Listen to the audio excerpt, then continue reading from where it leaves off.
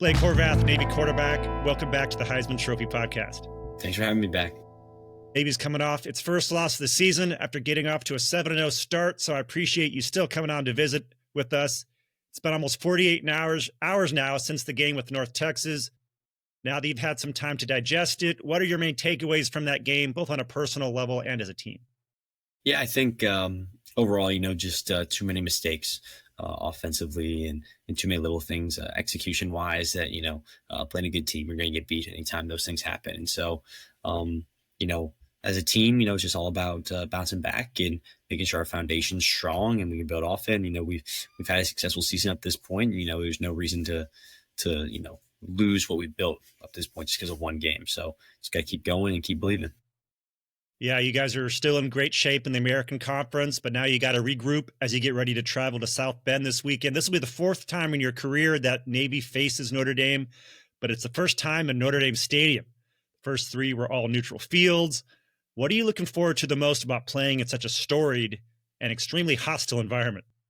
Yeah, I think, like you said, it's definitely a storied place, and just like a lot of places all over the country. But, I think just the prestige that goes along with Notre Dame and, its campus and university, it's exciting, for all the legends that played there. And then, for myself to get to join them in that stadium, I think it's pretty cool.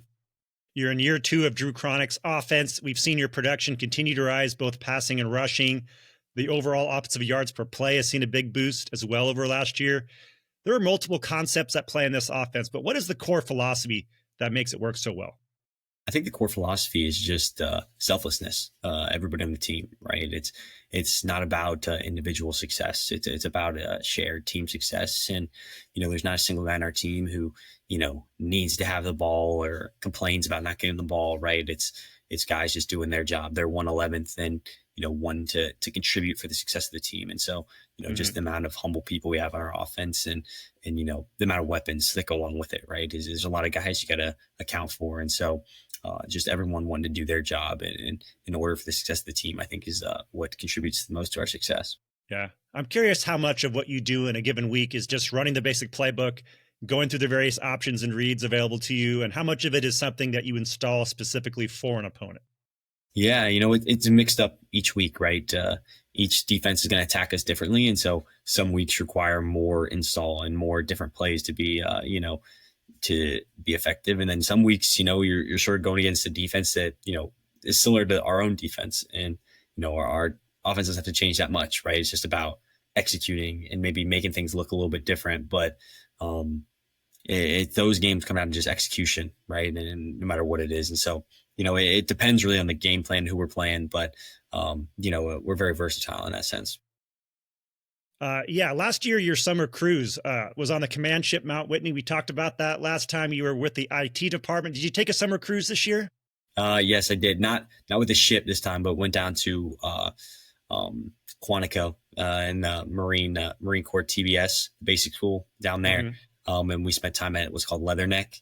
And so we spent time, sort of just being immersed in sort of the Marine culture that they sort of get used to at the basic school there. And going through some things there. And so we did that as a team, all our entire senior class. So it was really cool to go down there and just have a good time with the guys and, sort of get to be immersed in that culture. Yeah. What was that like being exposed to that Marine culture? Is there a lot of fugue and men jokes going on? No, of course. Who ordered the code red, but I think overall it's just, it brought us a lot closer together, just understanding things and think about, that atmosphere is guys who maybe, didn't get to contribute on the football field a ton, are great in the field and the Marine Corps aspect of things and like stepped up as leaders and different stuff. And so it was cool to sort of see that dynamic sort of, play out throughout our time there. Yeah. What's something you learned from that experience as far as about the Marines or about how the Marines and the Navy work together? Yeah, I think one biggest thing I learned is that land navigation is pretty hard, compass and map and tracking all that stuff out. We'd do that while we were down there, and it was pretty tough. Yeah, it's not just as the crow flies, right? You have to figure out everything, all the terrain and all that. Last time we talked, though, you mentioned that you were seriously considering becoming a Navy pilot. Is that something that you're still considering? And when do you have to make that choice? Absolutely. as a senior, we've already made that choice. Sort of, we put in, I guess, a list of preferences of what we'd want to be, and then the Navy sort of matches that to their needs, and the Marine Corps as well, right? Their needs of what they need to fulfill certain roles, certain numbers, and so we figured that out in a little less than a month now. So it's probably about 20 some days now. It's the end of November. We'll figure out what our service community will be, and then hopefully I did put pilot first, so hopefully we can get that. Do you envision yourself flying off a carrier or hunting subs or in a chopper? No idea. I've got some ideas, maybe a little bit of things I want to fly, but I'm just excited to fly, just in general, wherever it is, the training planes. Excited to fly it all.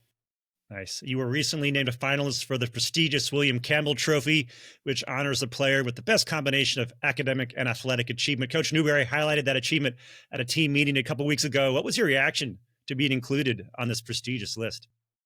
It was a complete honor, truthfully. And, I know Scott Strassmeyer, our sports information director, he's been, vouching for me pretty hard for that award. So it was a surprise, to be, told that in front of the whole team. And, they sort of had a presentation, and they put the picture of the award up on the screen, and I didn't even know what it looked like. So I didn't know that it was for me, or that the meeting that we were having was for that. And so it was sort of funny once he said what it was, because I had known that I was a semifinalist, but then to be named finalist was, that you look at the guys who have won it before me and have won it just in general.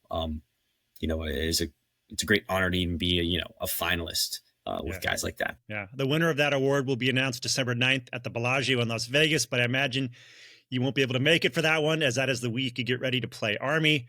It's been 10 years since the Midshipmen have beaten Army in back-to-back seasons, so there's a chance to do that this year. Plus, you'll also be going for the Commander-in-Chief Trophy for the second straight season. You led Navy to a 31-13 victory over Army last year. Explain to our viewers and listeners the kind of sensations and emotions you experience while playing and winning a game like that. Absolutely. I think it's a game unlike anything else, unlike any other game we play or have played all season.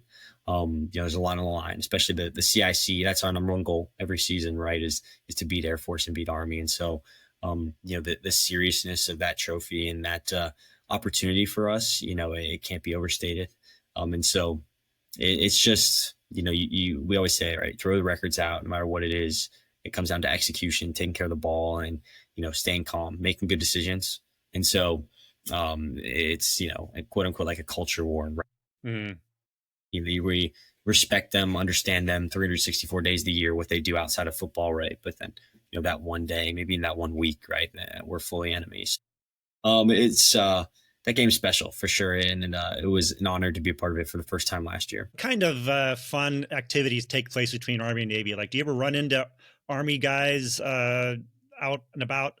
Not necessarily, obviously not in Annapolis, but if you ever run into them, do they say anything to you about, from the Army perspective, and do you give something back, or does that happen a lot? There's not a lot of interaction between us. West Point's still a good distance away. We have a transfer program with the academy. So Air Force and West Point both send cadets to the Naval Academy, and then we send midshipmen to their schools.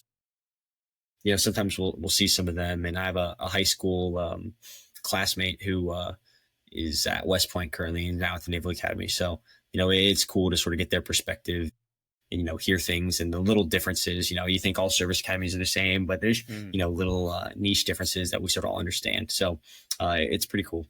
Now, what's like a simple example of one of the differences between going to Naval Academy and going to West Point that you've heard?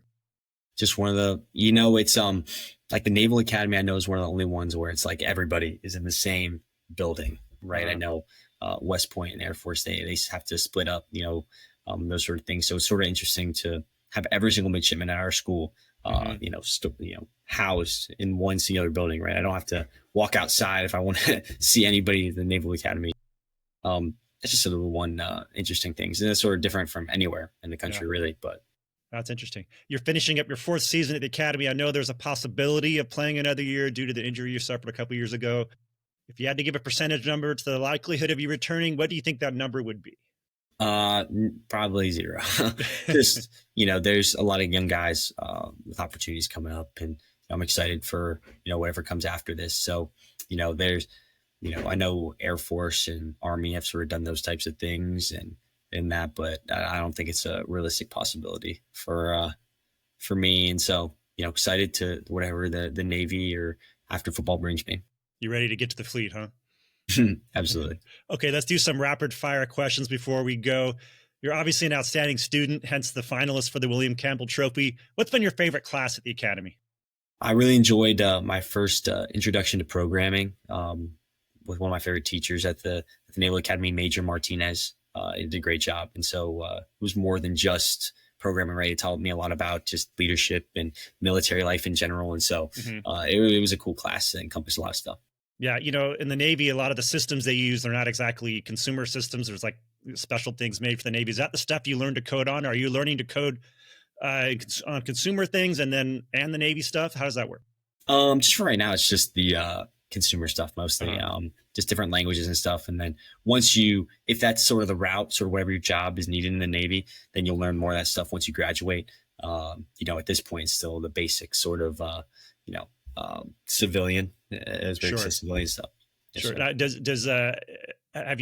Are you like not allowed to use ChatGPT for your coding? Are you kind of like a custodian for like for what it produces, and then you can kind of fix it? How does that work with learning that kind of thing? Depends, right? I think the biggest thing is each class has a different policy on that stuff, right? And so it doesn't help anybody to just generate a code and just say, hey, write this for me, do this. But at a certain point, right, you have your foundation of what you're writing and what you're programming, and maybe you're stuck at one sort of complex part. You want something to be a little bit, it's complex. You may not be able to do it with just simple steps. And so you may have to go utilize that and try and find different ways. But overall, you got to use some problem solving, try and figure it out yourself, try and debug it yourself. So it's pretty cool.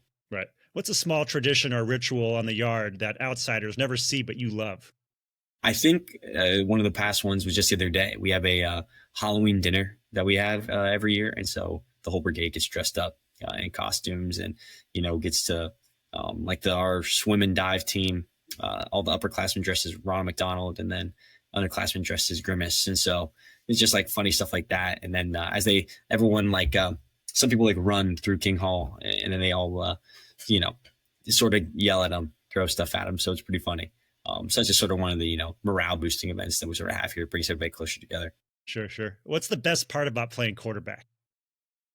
I think just the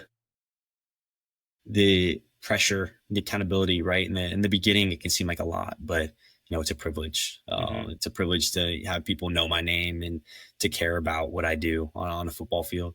And so honestly, to be able to be blessed with those things like that, it's helped me a lot and helped me grow in different ways, that, wouldn't be available to me otherwise. And so, I think that's just the greatest blessing of all is, right, the challenges that help you grow and get better.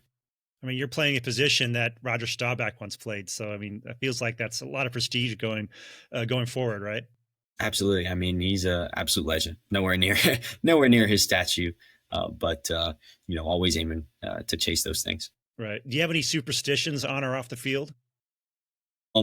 We all, in our position group, the quarterbacks and running backs, we always sit in the same spots for our pregame meal. We can't switch it up. If anyone tries to, then they get yelled at. If you had a free Saturday with zero obligations in Annapolis, what would you be doing? I'd probably go grab a hot dog from Pips in downtown Annapolis, and then I would go maybe watch a movie, get some popcorn. Big popcorn guy. Nice. What's a current rabbit hole that you've gone down, like a book or a podcast or a YouTube niche that you can't stop consuming? I've always been on that Harry Potter kick, but it's sort of, recycling now. So I'm watching them back through again. Nice. What item do you always make sure goes in your suitcase on road trips? Headphones. Have to have headphones. What are you listening to usually? Depends. Watching stuff on, if it's like a flight or a bus ride, listening, it's either country music, maybe a little bit of pop, throwback stuff, anything like that. All right. I think you might have already answered this, but I'm going to ask you anyway. What's your favorite off-campus spot for a quick bite or some quiet time? Like I said, Pips is a great one downtown. Chicken Roost, another great downtown Annapolis spot. or, and the classic is just Chipotle. So nice. What's a talent you have that few people know about? I can whistle pretty good. You're like, can you like whistle a whole song, or do you just do little bits and little I could probably. I like whistling to songs and stuff and tunes, just while I'm studying or something. Can you just give me a demonstration real quick? I don't know. Sure. Now you put me on the spot. Give me Anchors Away. Okay, we'll try.